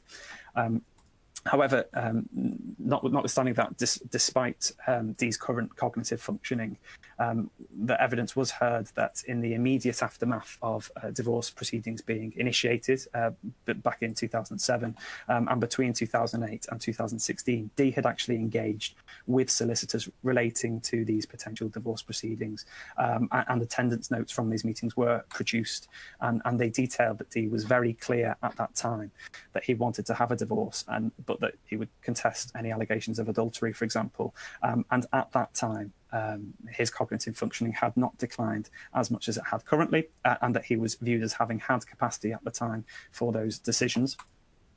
Having given appropriate consideration to Dee's earlier statements then to solicitors, Mr Justice Hayden was confident that they reflected Dee's truly held views, and as I've mentioned, Mr Justice Hayden spent quite a lot of time speaking to Dee's friend in order to establish the type of man that Dee was, to gain a greater understanding of his likely wishes and feelings. Following the hearing of all the evidence, Mr Justice Hayden noted that something that both D and S had been resolute on and firm on for many years was both of their commitment to their children and promoting their children's welfare. And Mr Justice Hayden noted that proceedings had been, since the first divorce petition, certainly, they had been incredibly protracted. They'd been going on for well over a decade with no resolution, and there was a desire to end that conflict wherever possible. And as such, having evaluated the evidence within the context of the best interest considerations in the Mental Capacity Act in Section 4, Mr Justice Hayden did confirm that it was in Dee's best interests for the granting of a decree nisi. Now, I appreciate that was a very rapid run-through of a number of cases there. I would encourage you to go and read the cases in full. As I say, the citations are on the slide. For now, though, I am going to hand back over. I've seen Ben's popped on the screen, and I believe we're going to have a presentation from Afterthought in due course. Thank you. Brill. Thanks, Ed. And to Amy and Emma, we won't pause to take any more questions there because we want to give a good chunk of time to Afterthought, and Joanna Crichton is going to introduce them. And we'll make sure we have a few minutes just to mop up any questions just before we close at 1 o'clock. Thank you. Thanks, Ben, and thanks, everyone. It's me again, Joanna Crichton. I'm a legal director in the Liverpool office, and I'm really pleased to welcome Chris Callender from Afterthought to our seminar today, and we're going to include a presentation from Afterthought for the remainder of the session before the final Q&A. Chris and I have worked together, I think, over 10 years now. I was just trying to work that out, which is a little bit scary. In the main, we've co-delivered lots of Mental Capacity Act training and deprivation of liberty training. Afterthought's unique selling point is that they use actors in the delivery of their training. Some of you have probably come across Afterthought before because they do lots of other work around the country, but it's just a really great way to bring these topics to life and perhaps put a different slant on things better than me reading off slides. So what I was hoping to do this morning is, with a view to let's get the Mental Capacity Act right, let's focus on the Mental Capacity Act and that foundation, demonstrate to you perhaps a new way of delivering training, and hopefully offer a different perspective when we hear the lived experiences of individuals through the actors. I've talked you up there, Chris. Is there anything else you want to say before we start? I was just struck by a phrase that Ed used from the Court of Protection about human feeling and experience, and I hope that that's what we're bringing to the presentation this morning. Great. So I'm just going to start a video for you to watch first of all, just to highlight this is a kind of social care scenario, but there's lots of general principles, and I'm sure that you can apply it if you work in a different area of law. A different area of practice. I'm sure you'll get something out of it. So I'm just going to start the video now.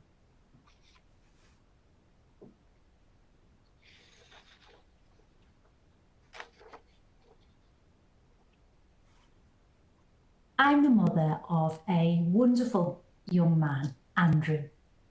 Not Andy and not Andy mate, Andrew. And well, Andrew, he's 28 now, and ever since he was little, I always knew that I would have to give him a lot of attention, and I was right. His sisters, they've gone off and done other things now, but Andrew's not like his sisters. He's got learning disabilities. So I've always had to give him lots of attention, lots of care and support, more than I ever did with his sisters. It just had to be that way.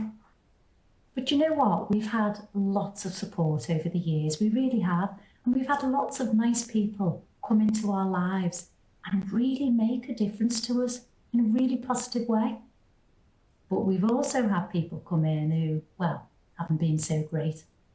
You see, what I found that works best is when people listen to me, when they need to know what Andrew wants.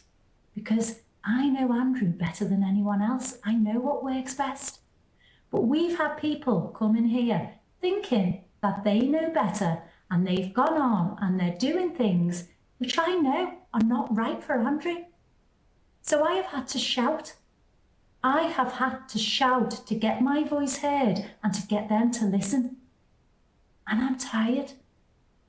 I am so tired, because I have had to shout right the way through Andrew's life to get people to listen to me.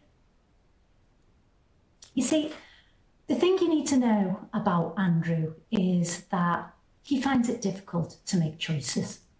So you have to keep things simple for him.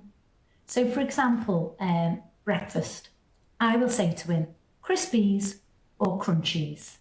Lunch, I'll say soup or sandwich. And that way, when you keep things simple, he's able to make a decision. Although sometimes he is a cheeky thing and he will say both. And that's when I have to say to him, no, Andrew, which one? And I just ask the question again. You see, the thing with Andrew is he's, when he's left to his own devices, he's a danger to himself because of the decisions that he makes. I'll give you an example. Andrew loves nothing better than buying things with wires, right? If it was up to him, my whole house would be covered in wires. They'd be everywhere, honestly. And you know what? When the pandemic, when all that first kicked off, I was made up, absolutely made up, because it meant that Andrew couldn't go to the shops to buy more junk. So I was pleased. But you know what he went and did instead? The internet. Only started internet shopping. He was on Amazon, eBay, and Freecycle, that was it. Freecycle, so I had more junk coming through the door. I couldn't believe it. To be honest, I don't know how he does it all, because he certainly doesn't get it from me, because I don't get all this technical stuff. I can't do it, I really can't. But what I can do is look after Andrew, and he needs me. He really needs my support because he's vulnerable.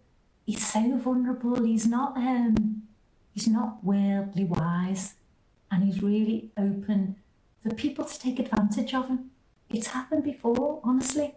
One minute he's got these so-called friends, and the next minute they've conned all sorts out of him, and I'm not having it.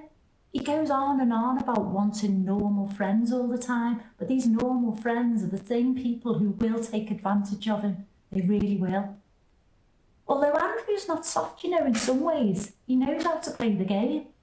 The way he is with some of his support workers, honestly, he knows how to work them. He'll have them wrapped around his little finger. I've seen it. He's even been able to get the workers to pay for things that he wants, pay out their own pockets. That's how good he is.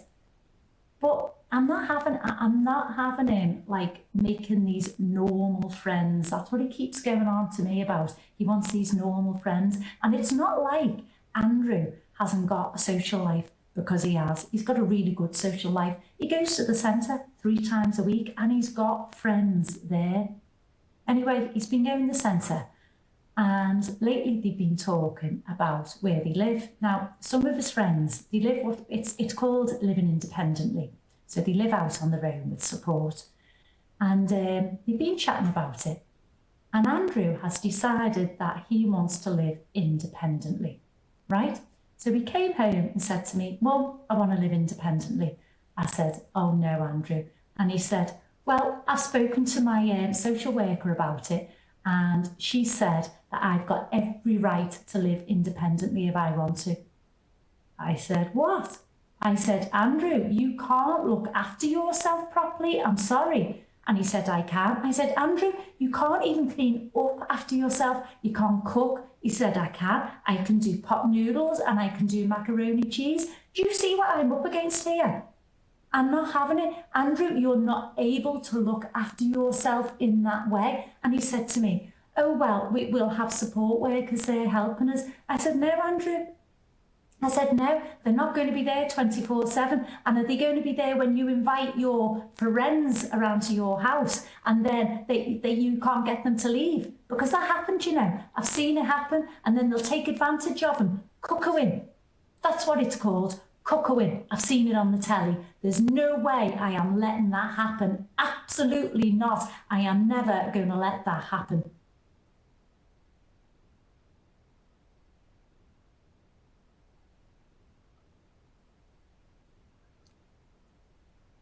Gosh, balancing risk against autonomy there, Joanna. I wonder what your thoughts were on the decisions that Andrew was and wasn't allowed to make in his own life. Well, it's quite restricted, isn't it? He was allowed to make decisions about what to eat, but only out of two choices, Crispies or Crunchies, or soup or sandwich, and not both. Although I think, you know, it's easy to criticise, isn't it, sometimes, but then we have to think about the reality of family life, especially at the moment with the cost of living. You know, some people's choices might be cornflakes or nothing. So, you know, sometimes it's easy to criticise people, isn't it, without understanding the kind of reality of the family situation. He's obviously spending a lot of money on gadgets and things like that. So Mum's got concerns about the amounts of gadgets that he's buying. But if he's got capacity, then he could make that unwise decision. I'm sure lots of us have got unwise decisions stuffed in the backs of wardrobes and in drawers that we perhaps rather our family don't find out about.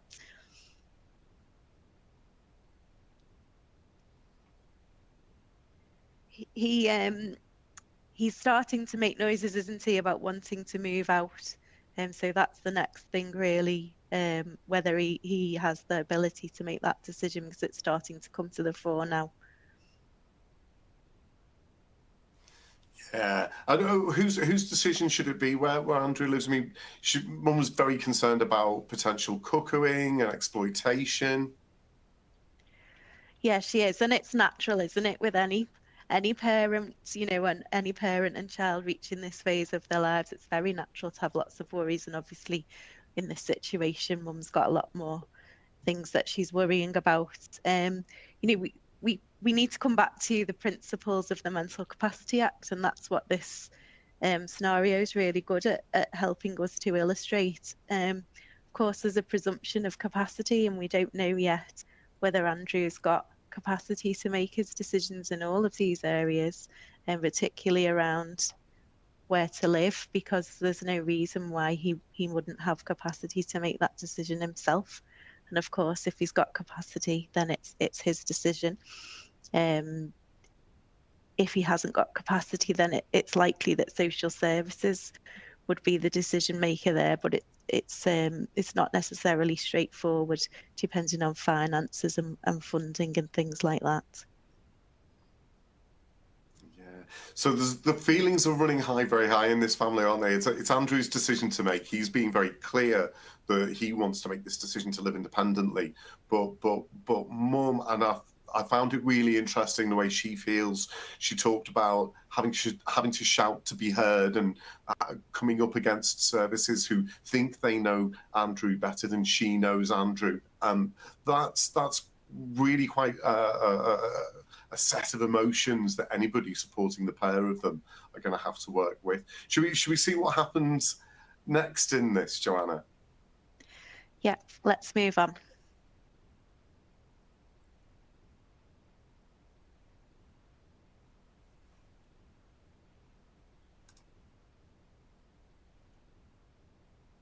So I spoke to the social worker, and you know what?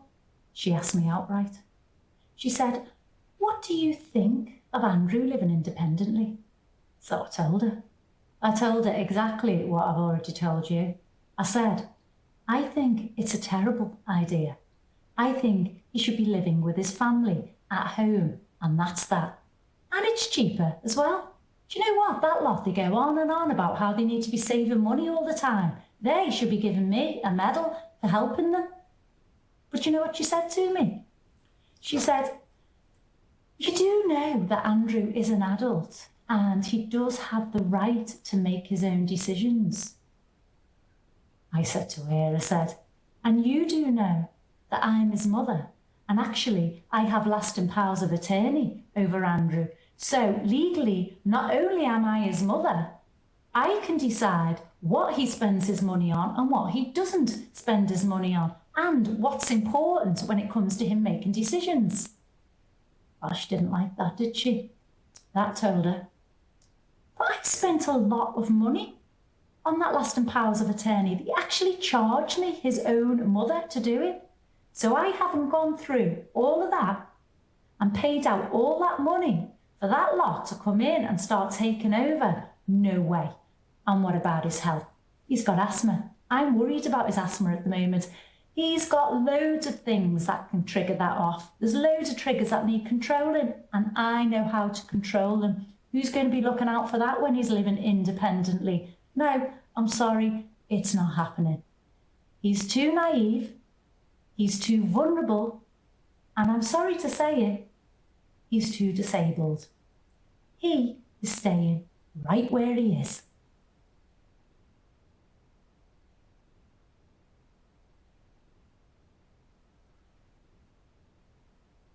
That was quite a statement.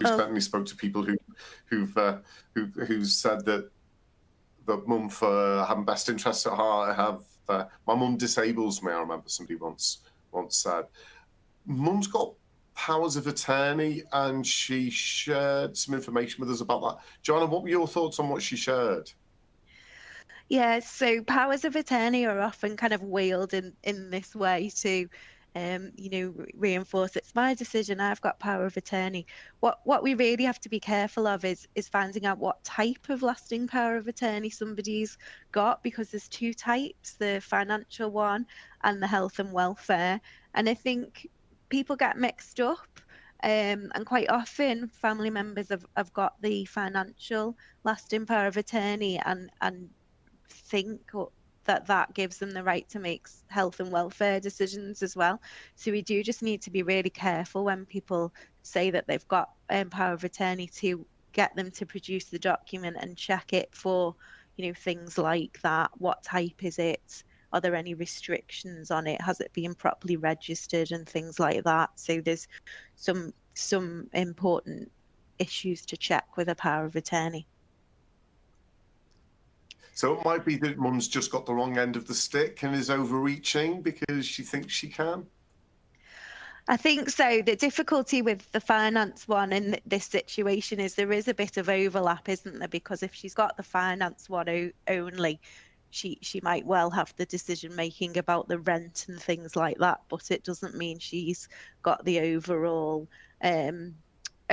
decision about where he should live. So it will make for a tricky situation. It's really important, isn't it, Chris, for the professionals involved to maintain their relationship with Andrew's mum?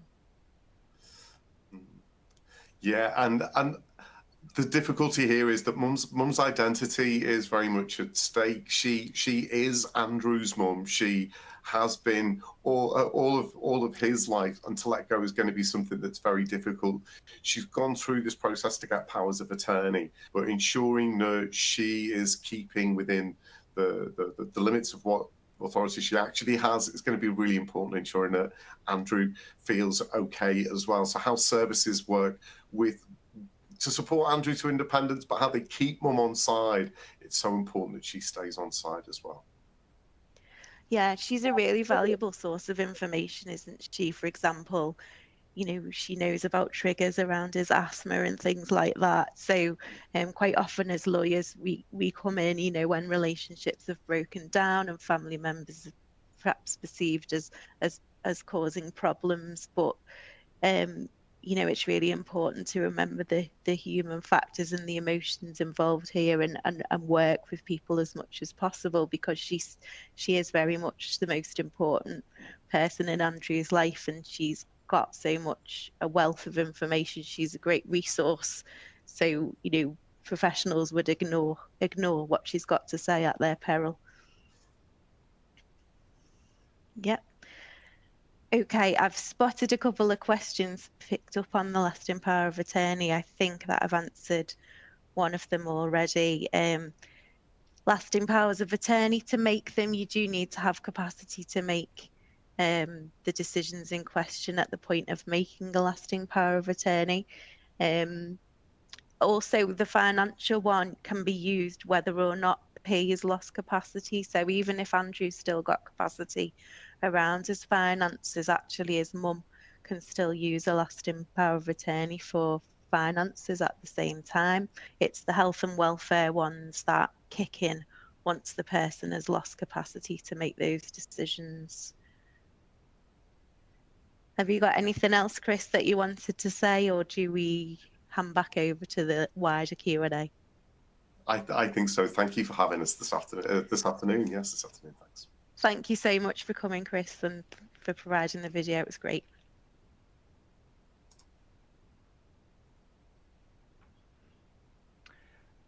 Brilliant. Thank you all ever so much. There's been a little flurry of questions in, so I'm just having a look. Yes, I think Joe has helpfully picked up some of the questions about the LPA issue that's just come up. Thank you very much for those.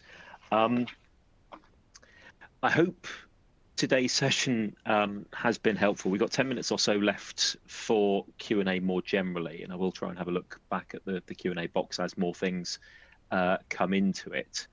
I hope it's been helpful to sort of kick off with an update for what it's worth on the Liberty Protection safeguards, but then spend most of the session talking about the Mental Capacity Act more broadly. You know, going back to my point about the focus has got to be on the MCA, whatever happens with LPS or with DOLS.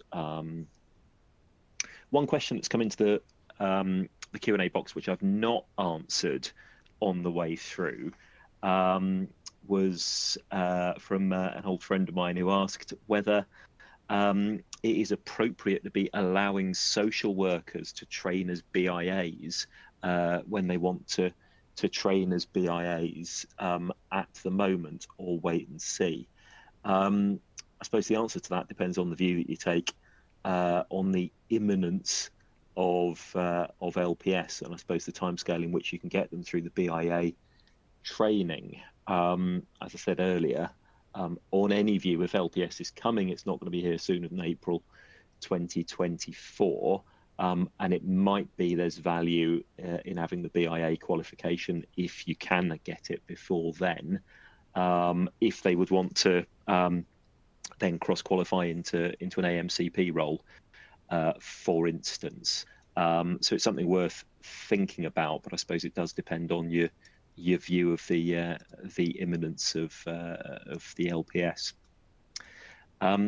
Let me just have a look at some of the questions that are coming in. We talked a little bit about the interpretation of deprivation of liberty at the end of life. Somebody asked about, is the use of the Ferreira carve-out only limited to hospices and intensive care units? So let me tackle that. A line about the Ferreira carve-out, perhaps just to explain this. This goes back to the definition of deprivation of liberty in the Cheshire West judgment in 2014. Under continuous supervision control and not free to leave is how the Supreme Court in Cheshire West defined the objective element of the test for deprived of liberty. And there was then a question, does that mean everyone who's in intensive care, unconscious, ventilated, is under continuous supervision control and not free to leave by definition, and therefore deprived of their liberty and therefore needs a legal authorization, whether under DOLS or a court order or otherwise. And that was tested in a Court of Appeal case called Ferreira, which was essentially an argument between a coroner who didn't want to have a jury for an inquest and a family who did want him to have a jury for an inquest. And in that case, the court decided that Maria Ferreira, who had died in intensive care, had not been deprived of her liberty, not because she wasn't under continuous supervision control and not free to leave. Of course she was. She was unconscious, sedated, ventilated in intensive care. But because the court said the Cheshire West test should not be applied literally to intensive care, it's just a different context, was the word that was emphasised by the court. Article 5 is just not interested in vital, life-saving emergency medical treatment. Now, the question then is, where do we start drawing the line where Article 5 does get interested in a medical treatment context? It's clear it's not just limited. The Ferreira carve-out, it is not a deprivation of liberty because of Ferreira.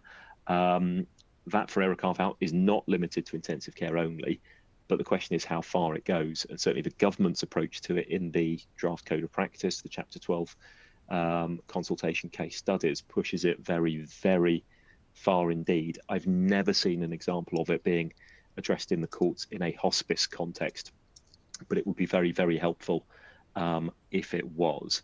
While I've been saying that, I don't know if anyone else has been answering, looking at questions or other questions that have come in. That's interesting. My local authority has stopped training BIAs, but have now started again.